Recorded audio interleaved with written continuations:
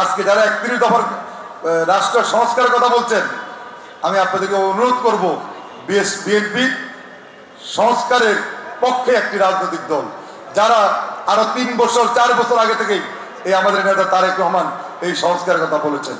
ইনশাল্লাহ আমরা যে আগামী দিনে তারেক রহমানের নেতৃত্বে একটি সুন্দর বাংলাদেশ প্রতিষ্ঠা করতে পারি। এই 31 দফার মাধ্যমে শহীদ জিয়ার যে আদর্শের রাজনীতি, শহীদ জিয়ার যে স্বপ্ন দেখা বাংলাদেশ, সেই বাংলাদেশ আমরা দেশের মানুষকে উপহার দিতে পারবো। প্রিয় বন্ধুরা, আজকে আমাদের সজাগ থাকতে হবে। আজকে অনেকেই আমাদের বিরুদ্ধে সমালোচনা করছেন, আমাদের বিরুদ্ধে কাজ করছেন। আমাদেরকে সতর্ক থাকতে হবে, আমাদেরকে সঠিক পথে চলতে হবে। এমন কোনো কাজে বিএনপির নেতা কর্মীরা যাবে না যে কাজ আওয়ামী লীগ করেছিল, যার কারণে আওয়ামী লীগ আজকে সারা বাংলাদেশ থেকে বিতাড়িত। আজকে গতকালকে যে শেখ হাসিনা 16 বছর এই দেশ পরিচালনা করেছিলেন, যে গতকাল জাতিসংঘ তাকে খুনি হিসাবে স্বীকৃতি দিয়েছে। প্রিয় বন্ধুরা, শেখ হাসিনা এবং তার দোসররা তাদের নির্দেশে গুলি চালানো হয়েছে, আমাদের 17 নেতা কর্মীদেরকে হত্যা করা হয়েছে, অবৈধ ক্ষমতার জন্য বাংলাদেশের মানুষের সাথে বেইমানি করা হয়েছে, সংবিধানকে লঙ্ঘন করা হয়েছে। আজকে জাতিসংঘ গতকালকে সেই বিষয়ে স্পষ্ট রায় দিয়েছেন। সুতরাং একটি আন্তর্জাতিক আদালত, জাতিসংঘ যদি কারো বিরুদ্ধে এই খুনের হত্যার যে ঘোষণাকারী, মানুষের উপরে গুলি চালানোর যে ঘোষণা, তাদেরকে খুনি হিসাবে স্বীকৃতি দিয়েছে, আমি মনে করি এই বাংলাদেশের এই খুনি হাসিনাদের, দোষরদের, এই ফ্যাসিবাদদের রাজনীতি করার কোনো সুযোগ বাংলাদেশে নাই।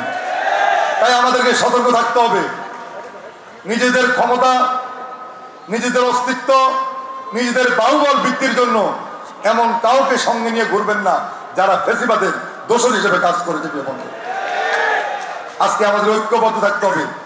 বিএনপি অনেক বড় দল, অনেক জনপ্রিয় দল।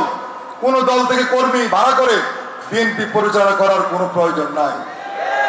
শহীদ জিয়া রহমান এই দল প্রতিষ্ঠা করার সময় সারা বাংলাদেশে যে ধানের চারা রোপণ করেছেন, সেই চারা দিন দিন বৃদ্ধি পাচ্ছে, কমছে না। প্রিয় বন্ধুরা, সুতরাং জিয়া রহমানের আদর্শে যারা সৈনিক, তারা যুগ যুগ বেঁচে থাকবে এদেশের মানুষের অন্তরে, মানুষের হৃদয়ে।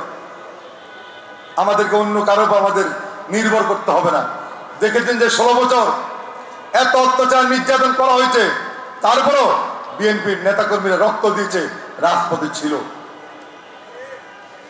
যতদিন আমরা তারেক রহমানের নেতৃত্বে একটি সুন্দর বাংলাদেশ প্রতিষ্ঠা করতে না পারবো, শহীদ জিয়া যে রাজনীতি করেছেন, শহীদ জিয়া যে স্বপ্ন দেখেছেন, সেই স্বপ্নকে আমরা বাস্তবায়ন করতে না পারবো, আমরা প্রত্যেকটি জিয়া রহমানের সৈনিক রাজপথ থেকে আন্দোলন সংগ্রামের মধ্য দিয়ে সেই কর্ম পদ্ধতি, সেই কাজ আমরা সামনে এগিয়ে নিয়ে যাব।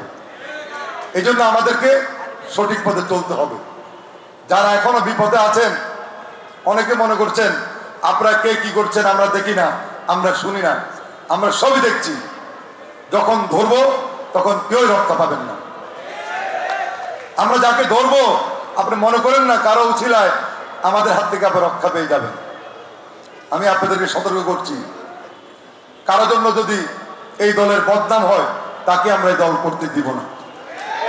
এই দল করার অধিকার তার থাকবে না। সুতরাং আপনাদেরকে বলবো, শহীদ জিয়ার বাংলাদেশ, যিনি নিজে স্বাধীনতা যুদ্ধে তিনি যুদ্ধ করেছেন, আমরা এমন এক নেতার কর্মী, আমাদের নেতা রাজপথে যুদ্ধ করেছেন নিজে।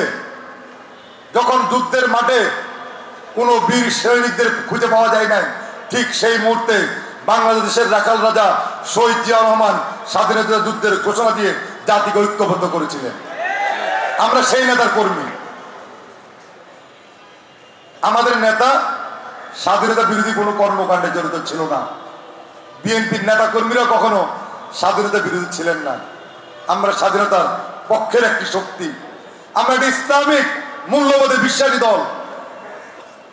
সুতরাং অনেকে আমাদেরকে মিথ্যা বক্তব্য দিয়ে, মিথ্যা অভিযোগ দিয়ে বিএনপিকে ছোট করতে চান, আমাদেরকে ধাক্কা দিতে চান, জাতির সামনে কুলুষিত করতে চান।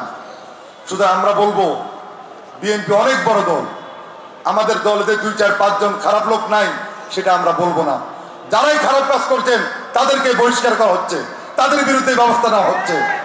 আগামীতে যদি কারা কেউ এই সমস্ত খারাপ কাজের সাথে জড়িত থাকেন আপনাদের বিরুদ্ধে অবশ্যই আমরা সাংগঠনিক ব্যবস্থা করব।